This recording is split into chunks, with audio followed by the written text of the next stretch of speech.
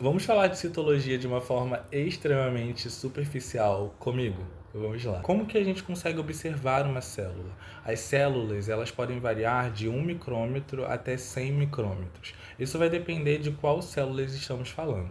Pode ser uma célula vegetal, uma célula animal, um micro-organismo unicelular, como uma bactéria, um fungo, um protozoário, um helminto. E isso tudo vai variar, né? Porque cada um vai ter o seu tamanho, mas eles vão estar nesse intervalo aí de números.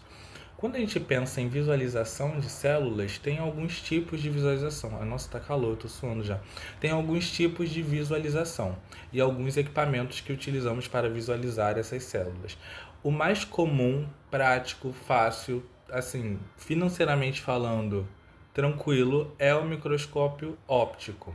O microscópio óptico é aquele que provavelmente eu e você já tivemos contato, que é aquele da bancada.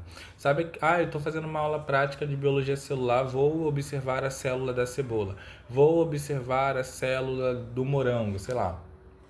É esse microscópio que você vai utilizar. A gente consegue observar nele células vivas e as amostras normalmente elas estão úmidas. Você não precisa de um preparo tão detalhado para a visualização desses materiais.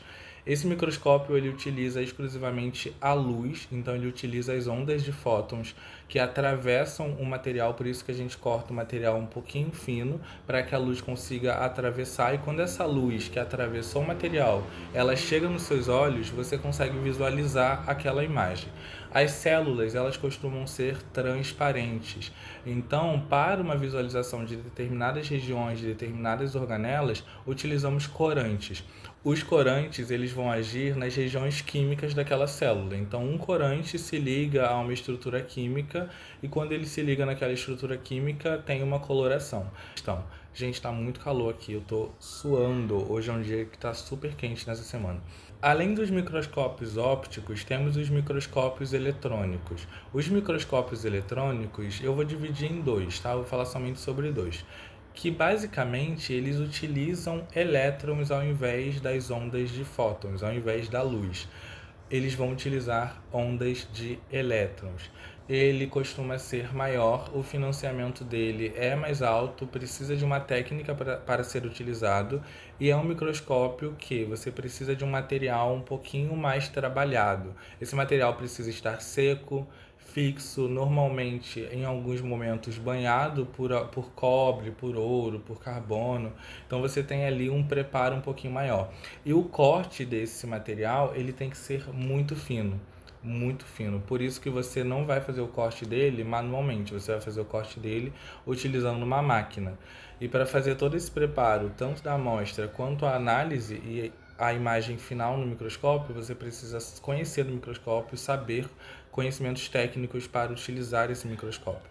O microscópio eletrônico de varredura, o próprio nome já sugere um pouco o que ele faz. Ele varre a imagem, ele varre a superfície da imagem. Se utiliza uma onda de elétron específica para que ela não ultrapasse a imagem, porém ela fique na superfície. Você consegue ver os relevos, as depressões, as elevações daquela imagem. Quando você tem a imagem final, você consegue visualizar uma imagem 3D. E isso é muito legal e muito bom para a gente que estuda. Sabe essas imagens bonitas dos livros que você consegue visualizar que a mitocôndria tem várias coisas dentro, assim, tem várias ondinhas? É por causa desse microscópio. É bem maneiro, né? Ele é bem legal, ele dá imagens assim muito bonitas.